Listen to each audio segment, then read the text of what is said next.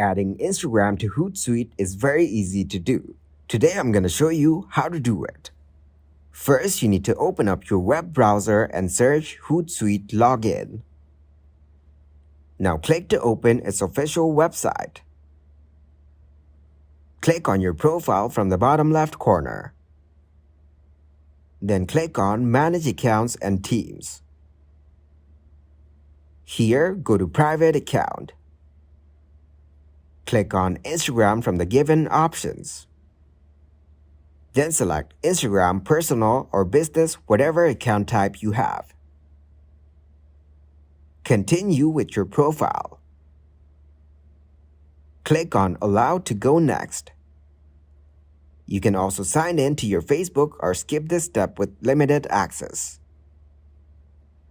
Click on Exit. So this is how you can add Instagram to Hootsuite.